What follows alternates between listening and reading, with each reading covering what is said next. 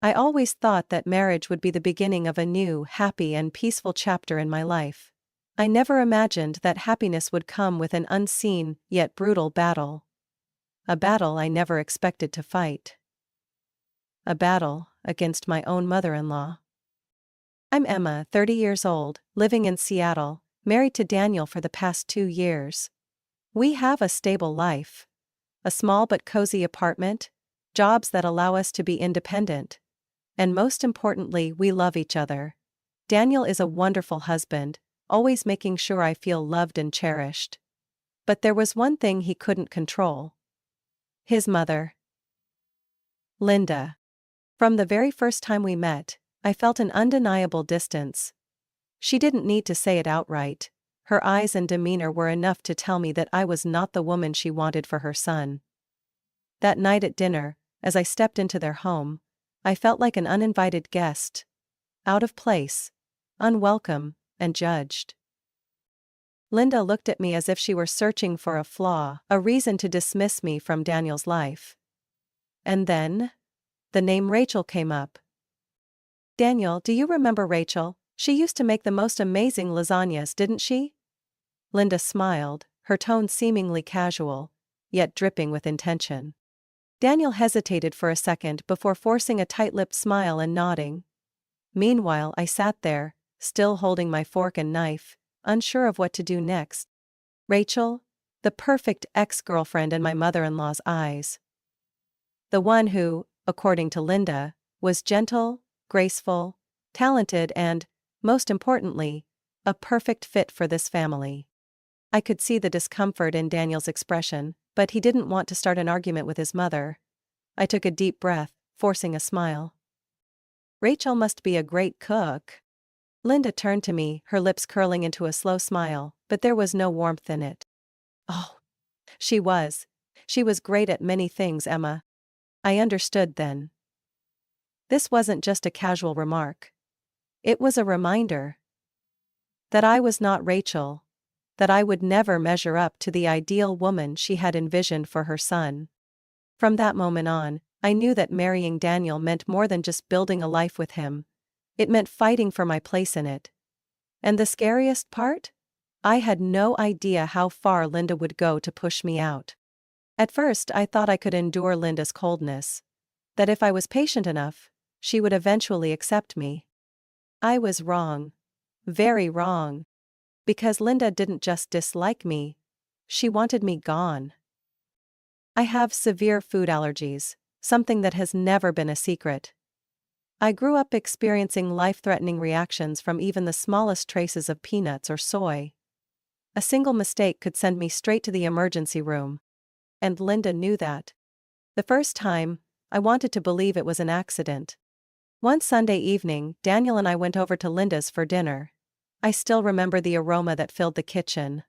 The rich scent of simmering sauce, the warmth of the stove, and Linda carefully slicing meat with an almost eerie focus. Emma, tonight I made creamy mushroom chicken, one of Daniel's favorites. I'm sure you'll love it. She smiled, watching me closely. My stomach clenched. I couldn't eat creamy mushroom soup. It almost always contained soy, one of my most dangerous allergens. Are you sure this sauce doesn't have soy? I asked, keeping my voice calm. Linda shrugged, feigning innocence. I doubt it, it's just canned cream of mushroom soup, what's the issue? Daniel immediately turned to his mother, his face tightening. Mom, canned mushroom soup usually has soy, did you check before cooking? Linda's silence stretched a second too long. Then she sighed, acting as if it had simply slipped her mind. Oh, I didn't notice. Honestly, Emma, you have so many allergies it must be exhausting. She chuckled, as if my life-threatening condition was merely an inconvenience. Daniel pushed his chair back abruptly, standing up, his eyes sharp. Mom, this isn't a joke. If Emma eats this, she could go into anaphylactic shock. Linda placed a hand over her chest, feigning shock. Oh, my. I'm so sorry. I'll be sure to remember next time. I wanted to believe it was just an accident, that she genuinely forgot. But that was only the first time. It was Daniel's birthday, and Linda decided to host a cozy family dinner to celebrate. I hadn't wanted to go, but Daniel assured me it was just a simple gathering. I should have trusted my instincts. That evening, the table was filled with delicious dishes, a beautifully arranged feast. As I reached for some sautéed vegetables, Linda's cheerful voice rang out. "Emma, you have to try the green beans, I made them just for you." She watched me too intently. A chill ran down my spine. "What's in them?" I asked cautiously. "Oh, just some butter, salt, and—" "Oh, right," I sprinkled sliced almonds on top for some crunch. I immediately set my fork down. "I can't eat almonds, you know that." Linda gasped, placing a hand over her mouth as if she had just realized. "Oh dear, I forgot. Goodness, there are just so many things you can't eat, it's hard to keep track." Daniel's gaze darkened as he looked at his mother. "Mom, this is happening again. Did you really forget?" Linda's face tensed as she crossed her arms defensively. "What, do you think I did it on purpose?" "Emma, do you really think I would ever try to harm you?" All eyes turned to me. I didn't know how to respond because, yes, that's exactly what I thought. That night, Daniel started seeing what I had known all along. His mother wasn't just difficult. She was dangerous. After that incident, I noticed Daniel became more tense whenever we visited Linda. He was no longer at ease. He double-checked every meal, questioning her about ingredients. And Linda noticed. She hated it. "Daniel, are you really doubting your own mother?" she asked, her voice laced with exaggerated hurt. "Mom, I just want to make sure Emma is safe." Linda was silent for a moment, then smiled, but the frustration in her eyes was impossible to miss. "Well then, you go ahead and protect her." I knew it. She wasn't going to stop. This wasn't about food anymore. This was a war. Linda wanted to prove one thing. I did not belong in her family. I began noticing a shift in Daniel. At first, he was my rock, my shield against Linda. But gradually, after each visit, he became quieter. The weight of our conversations growing heavier. Linda didn't have to yell or outright disapprove of me. She just had to plant seeds of doubt in Daniel's mind. Like water dripping onto a rock, wearing it down over time, she made him question our marriage. Her words weren't direct, but they seeped into him like poison. "Daniel, I'm only worried about you. Emma is a wonderful girl. But have you thought about the future? Like..." Daniel told me about that conversation after we left his mother's house one evening. I was tidying up the kitchen when he hesitated before speaking. "Mom brought up kids today." I looked up, my hand still holding an unwashed glass. "Oh, what did she say?" He scratched the back of his head, looking at me with uncertainty. "She's just concerned about your health. You know, with all your allergies," she said. "Having children might be difficult for us." I set the glass down, my fingers tightening slightly as I tried to stay calm. "Do you think that too?"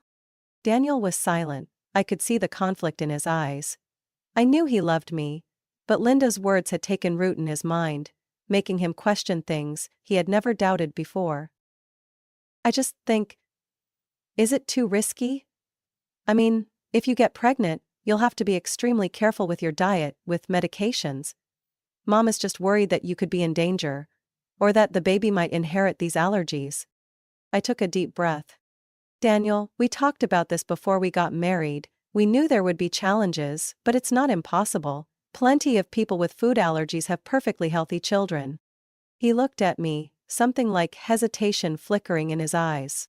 "I know, but Mom said..." I cut him off. "There it is again. Mom said. Daniel, do you realize? Every time we're happy, your mother finds a way to plant doubts in your head." He frowned, as if he had never considered it that way before. My voice shook slightly with anger as I continued. "First, she said I wasn't good enough because I wasn't Rachel. When you didn't care, she tried to make me sick with food. When that didn't work, she attacked the most important thing to us. Our future." Daniel sighed, rubbing his hands over his face. "I'm not saying I agree with her. I feel caught between the two most important people in my life." I looked at him, my heart tightening. Then who do you choose, Daniel? He flinched. What? I'm not asking you to cut your mother out of your life, but I need you to stand by me. If we have children, I need to know that you'll protect our family, that you won't waver every time your mother whispers doubts into your ear. Daniel was silent for a long time. Then he reached out, gripping my hand tightly. I choose you, Emma. I closed my eyes, exhaling in relief. But I knew this battle wasn't over. Linda wouldn't give up that easily. She had seen a crack in our foundation, and she wouldn't stop exploiting it. And the thing that worried me the most? Even though Daniel loved me, he was still so easily influenced by her. If I wasn't careful, Linda would find a way to break us apart. Piece by piece. I found out I was pregnant on a crisp March morning, the first hints of spring sunshine filtering through the bathroom window. The 2 red lines on the test made my breath catch, my heart pounding between excitement and apprehension. I had wanted this, but at the same time, I knew this news would change everything, not just for me and Daniel, but for Linda as well. Daniel wrapped his arms around me when I told him. Emma, I can't believe it. We're going to be parents. Seeing the happiness in his eyes, for a moment, all my worries melted away. But then I remembered Linda. I remembered everything she had done, the doubts she had planted, the subtle manipulations. And I knew this would be a turning point in my war with her. Linda reacted exactly as I expected. Really? You're pregnant? Her eyebrows lifted when we announced it over dinner. Her smile appeared, but it wasn't the excitement of a soon-to-be grandmother. It was the smile of someone who had just found a new weakness to exploit. Oh, Emma, you'll have to be so careful. With your health, pregnancy can be risky. Daniel squeezed my hand under the table. I saw his jaw tighten. Mom, don't say that. Emma and I have already spoken to the doctor and everything is fine. Linda took a slow sip of her wine, her eyes locked onto me. Is that so? But are you sure, Daniel? I just worry about the baby. Emma's allergies might affect your child too. It could be born weak or with issues. A surge of heat rose in my chest. Linda, our child will be healthy. And I will do everything to make sure of that. She gave me a thin smile, a glint of calculation flashing in her eyes. Then I'll throw a celebration party for you and my grandchild. The party took place 2 weeks later, and from the moment I stepped in, I felt uneasy. Linda had prepared an extravagant event, with a beautifully decorated dining table overflowing with food. Family members laughed and chatted, congratulating me and Daniel, but all I felt was tension. Daniel stayed close to me, his eyes constantly tracking his mother. We both knew this party was not just a celebration. Linda placed a gentle yet unsettling hand on my shoulder, her smile almost too soft. Emma, you have to eat a lot, you're eating for 2 now. I nodded slightly but carefully chose the safest foods on the table. As I reached for a piece of bread, Linda suddenly spoke up. Oh, Emma, maybe you shouldn't eat that. I'm not sure if the chef used soybean flour. I froze. She knew. Slowly, I placed the bread back down. Linda smiled, but I caught the challenge in her eyes. At the end of the party, Linda presented a stunning cake. I had this cake specially made to celebrate you, Emma. Applause filled the room. I looked at the cake, then at Linda. Something felt wrong. Linda cut a slice, placed it on a plate, and handed it directly to me. Just a little bite, dear. For my grandchild. Daniel frowned. I hesitated, but then Mark, Daniel's father, abruptly stood up. He glanced at Linda, then at the cake, his face suddenly pale. Linda, what did you use to make this cake? She blinked briefly before regaining her composure. Just simple recipe. Why, Mark? Mark didn't answer. He hurried to a nearby trash bin, rummaged through it, and pulled out a small yellow container. I froze.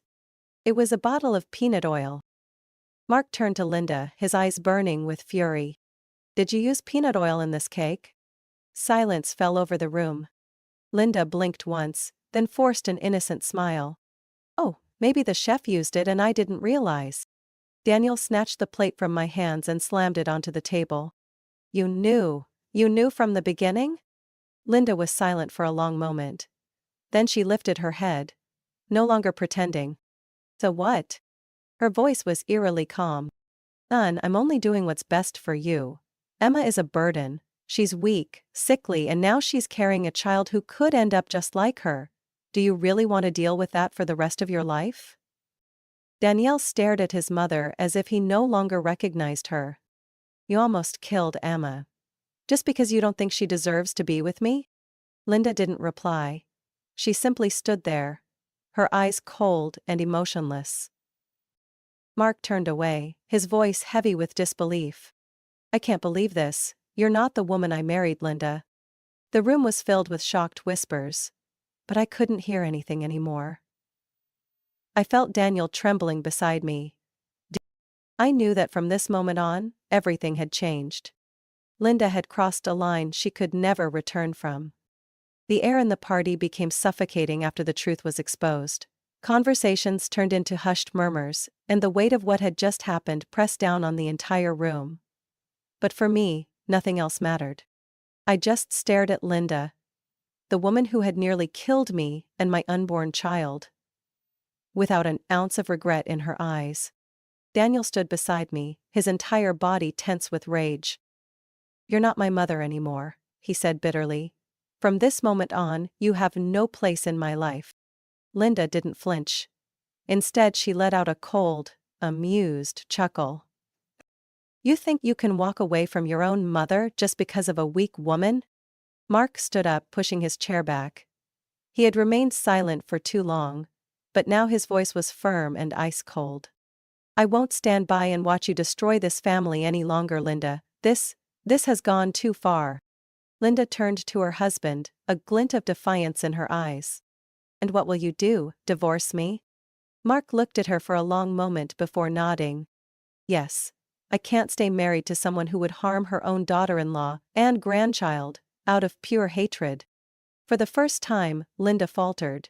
But then she laughed. A dry, hollow sound. "You're a fool, Mark. Do you really think you can walk away from me so easily?" Mark said nothing. He simply turned and walked away from the dinner table, leaving Linda standing alone under the furious glares of the entire family. I felt Daniel's hand tighten around mine. He looked at me, his eyes filled with resolve. "Let's go, Emma, we don't belong here anymore." I nodded. This was the last time I would ever step foot in Linda's house. News of Mark and Linda's divorce spread quickly through the family.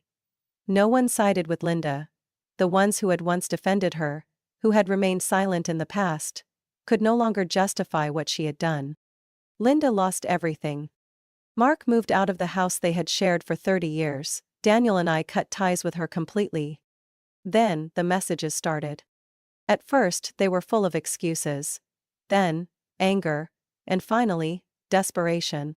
"Daniel, I only did this for you. How could you turn your back on your own mother? Emma, you destroyed this family. I hope you're happy now that your husband has lost his mother. You'll regret this, Daniel. One day, you'll see that I was right." Daniel never responded to any of them. One by one, he deleted them, erasing the last remnants of Linda from his life. I saw that he didn't cry, he didn't break down, but I knew the pain was there, deep inside him. "Are you okay?" I asked as he sat by the window, staring at the city lights. He was silent for a moment, then took my hand, pulling me close. "I don't know, Emma. I just know that my mother isn't my mother anymore." I rested my head on his shoulder, listening to the steady rhythm of his heartbeat. "We're going to be okay. From now on, it's just us and our child." Daniel smiled. A sad yet determined smile. "Yes, just us." The final months of my pregnancy passed in peace. No more whispers, no more manipulation, no more carefully laid traps from Linda. We focused entirely on our little family, on the life we were about to welcome into the world. I still heard bits and pieces about Linda from relatives. After the divorce, she was alone.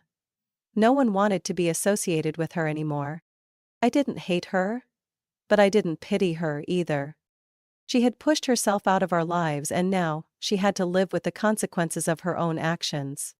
On the day I gave birth, Daniel sat beside me, holding my hand through every painful contraction. And when our baby's first cries filled the room, I saw tears in Daniel's eyes. For the first time since everything had happened. "Emma, you destroyed this family. I hope you're happy now that your husband has lost his mother. You'll regret this, Daniel. One day you'll see that I was right." Daniel never responded to any of them. One by one, he deleted them, erasing the last remnants of Linda from his life. I saw that he didn't cry, he didn't break down. But I knew the pain was there, deep inside him. "Are you okay?" I asked as he sat by the window, staring at the city lights. He was silent for a moment, then took my hand, pulling me close. "I don't know, Emma. I just know that my mother isn't my mother anymore." I rested my head on his shoulder, listening to the steady rhythm of his heartbeat. "We're going to be okay. From now on, it's just us and our child." Daniel smiled. A sad yet determined smile. "Yes, just us." The final months of my pregnancy passed in peace. No more whispers. No more manipulation. No more carefully laid traps from Linda. We focused entirely on our little family, on the life we were about to welcome into the world. I still heard bits and pieces about Linda from relatives. After the divorce, she was alone. No one wanted to be associated with her anymore. I didn't hate her, but I didn't pity her either. She had pushed herself out of our lives, and now, she had to live with the consequences of her own actions. On the day I gave birth, Daniel sat beside me, holding my hand through every painful contraction. And when our baby's first cries filled the room, I saw tears in Daniel's eyes. For the first time since everything had happened, the doctor placed my tiny baby in my arms. A new life, untouched by the darkness of the past. Daniel gently brushed his fingers against our child's cheek and whispered, "Hey there, little one, we've been waiting for you for so long." I looked at him, then down at our precious baby. We had made it through the storm. Linda was nothing more than a closed chapter, a ghost of the past with no power over us anymore. We were no longer afraid, no longer controlled. All that remained was a fresh start. A real family. Emma's story is a powerful reminder that family isn't always the safe haven we expect it to be. Blood ties do not excuse manipulation or toxicity. Setting boundaries, protecting yourself, and safeguarding those you love, is what truly matters. In real life, many of us encounter toxic relationships where love is weaponized as a tool of control. But like Emma and Daniel, we have the power to choose. We have the right to say enough, and build a new life, free from the chains of the past. What are your thoughts on Emma's story? Have you ever experienced a toxic family dynamic like this? Share your thoughts in the comments. And don't forget to follow the channel for more real and emotional stories about family and life.